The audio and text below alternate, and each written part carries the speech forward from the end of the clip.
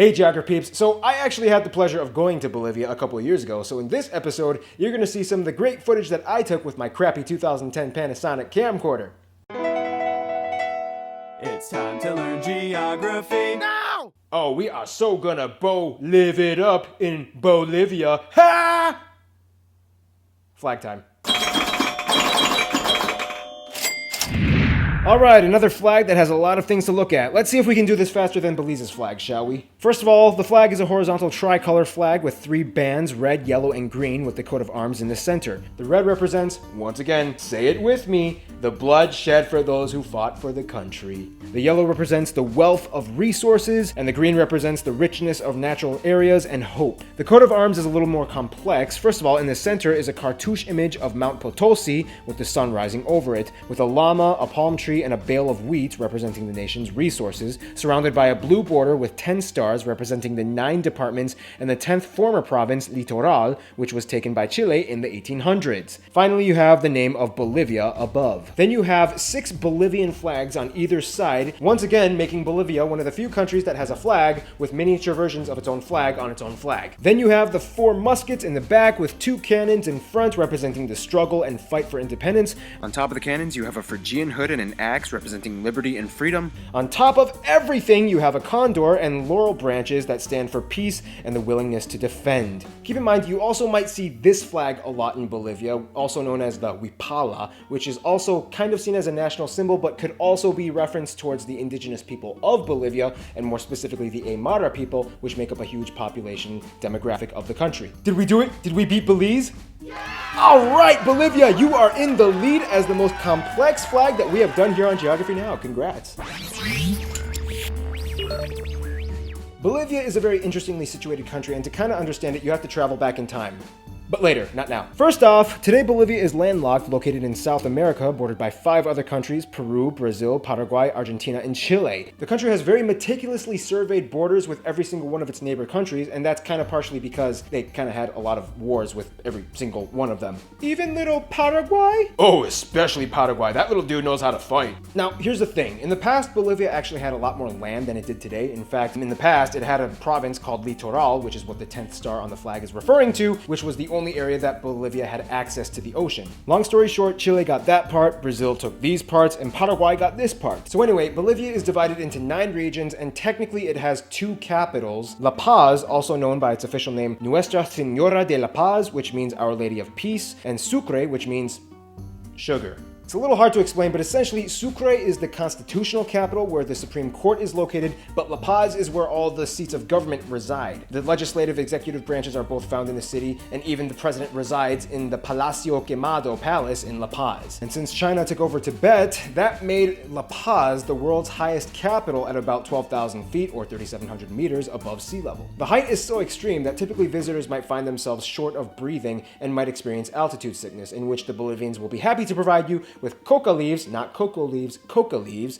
as a remedy. You can either make it into a tea or chew them up raw and dried. Water also boils at a different temperature at about 88 degrees Celsius, which makes things typically take a little bit longer to cook. Also, the air pressure is so light here that many plasma TVs don't even work, and it has to do with some kind of sciencey reason about the phosphor pods being lit by electrodes. I don't know. It's time to learn some chemistry later! La Paz is a beautiful city with the frighteningly majestic snow-capped Mount Illimani overlooking everything in the southwest. It has a plethora of skyscrapers and monuments. Getting out of La Paz is the tricky part. This glorious urban gem is locked and tucked away in the Andes Mountains, so you really only have like 2 extreme options. If you head west, you have to pass through the driest desert in the world, the Atacama, which looks virtually indistinguishable from the moon at some points, with no living plants in sight for miles. And heading east, you have to pass through the mountains, where you are so high you can literally see the clouds below you as you drive into the tropical Amazon basin. But before you do, you have to go on the Yungas Highway, otherwise known as the Calle del Muerte, or the Death Road. The road at its narrowest is only about 3 meters wide, or the width of an actual vehicle, and sits over the ledge of a drop well over 600 meters, or 2,000 feet, with no guardrail. Nonetheless, this road is still technically a 2-lane highway that offers traffic to drivers going in each direction. Every few hundred meters, there are shoulder curbs that drivers can use to allow other cars to pass on the opposite side. Every year, it's estimated that about 200 to 300 people die on this road alone. However, it's funny because this one road has actually become a huge tourist destination of Bolivia. Yeah, the landscape in Bolivia is quite intense. Let's talk about that in...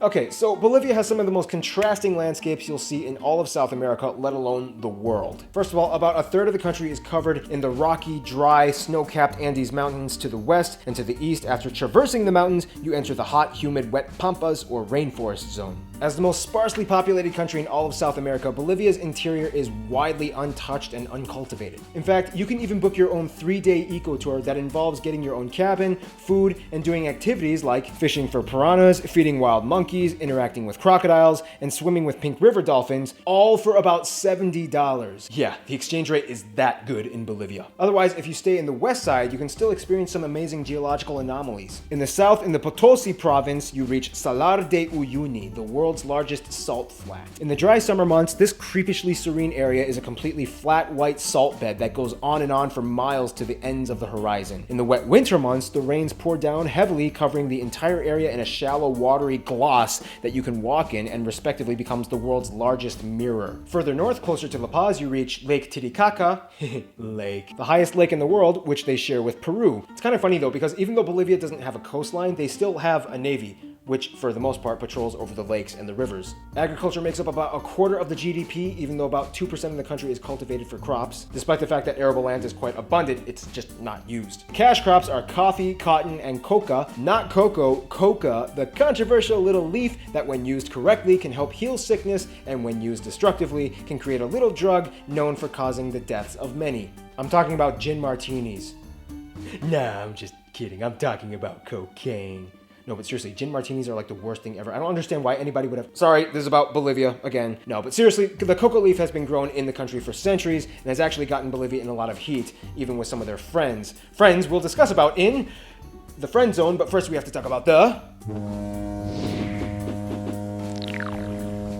Bolivia's people are pretty much unlike any other people in South America, and here's why. First of all, the country has a little over 10.5 million people, and along with Peru, is one of only 2 countries in South America in which Amerindians make up the majority, and is the only country in the Americas, let alone the world, in which Amerindians make up over half of the population. Otherwise, about 30% are mestizo, and about 15% are white. In terms of Amerindian subdivisions, there are 30 people groups. However, the largest ones are the Quichua, the Aymara, and the Guarani. Most of the Aymaras and Quichuas live in the west, in the Andes mountain range, whereas most of the Guaranis and other Amazon tribal peoples live mostly in the east and in the heavily forested pampas, which in addition to Spanish make up the 4 official languages of Bolivia. At the end of the day, however, pretty much everybody speaks Spanish. However, Bolivian Spanish is a little different from the standard Mexican or Spain Spanish that most people are taught. In addition to an accent heavily influenced by indigenous languages, a whole different vocabulary exists. For example, instead of hearing hombre, you might hear varone. Instead of hearing basura, you might hear chorita. And sometimes niño becomes tili. No tengo dinero. Huh? Estoy yesca?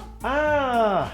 Todavía me debes dinero, cabrón. Now, here's how Bolivia kind of divides itself. Kind of like Belgium, you have 2 regionally distinct identifiable people groups. The Collas, or the people who live in the west by the Andes, and the Cambas, or the people that live in the east in the rainforest. I mean, technically there's a 3rd people group called the Chapacos who kind of have their own little thing going on, and the people of Tarija identify more with Argentina rather than any people group, but most people fall within the Colla and Camba categories. These 2 people groups are quite distinct in their cultures due to the fact that they live completely different lives in completely different atmospheres that they've adapted to. Culture-wise, Bolivia is quite noticeably particular from its neighbors. For one, they are much more heavily influenced by indigenous customs, rituals, and clothing, and even festivals. Interesting side note, you can typically bet on it that a woman is from Bolivia if you see her wearing one of those round, small bowler hats, whereas Peruvian women like to wear the western hats with the flatter brim. Granted, I'm not saying all Peruvian or Bolivian women look like that, I'm just saying it's a very prevalent look in many of the rural areas. Ha! Good move, Paul. You win this round, but we're watching you. Another funny side note, if you visit La Paz and El Alto, make sure you buy a ticket to buy the Wrestling Cholita show, in which women wrestle both men and each other while wearing the traditional clothing. What a great way to make friends. Speaking of friends, when it comes to diplomatic relations, Bolivia is kind of like, I don't like you, I think, but I'll still give you an embassy. First of all, with the exception of Peru, Bolivia's relations with all their immediate neighbors are all kind of strained a little bit. Paraguay because of the Gran Chaco area dispute that led to war, then you have Brazil and the Acre War, and Chile with the Pacific War. Even Argentina had a few scuffles with Bolivia. Nonetheless, all these countries still have relatively close ties, and they all have their own embassies and consulates in Bolivia. Then we get to Israel, and things get a little weird, because the president doesn't really favor Israel and has threatened to cut ties with them, but many of the Bolivian people are incredibly against this, as Israelis make up a huge demographic of the tourism sector. In many places in La Paz, you can even find street signs and posters printed in Hebrew, and many of the locals actually learn how to speak Hebrew to accommodate the visitors. Without the Israelis, they actually might lose a huge potential in revenue. Bolivia's best new friends might be Venezuela and Cuba. This is actually kind of new, considering that relations weren't really that strong before. The reason has something to kind of do with the fact that they all agree with the same anti-imperialist and socialist ideologies, which is kind of funny considering what happened to Che Guevara. In terms of their old best friend, Bolivia might probably consider Peru. They were even for a short period of time part of the same confederation and fought against Chile together. Peru, out of sympathy, has even allowed Bolivia to build a port on the ocean on their land that they can use. In conclusion, Bolivia likes to call itself the heart of South America, and considering all the amazing, astounding things that you'll encounter, it's not really hard to believe that saying. They just wish they had a coast. Stay tuned, Bosnia and Herzegovina is coming up next.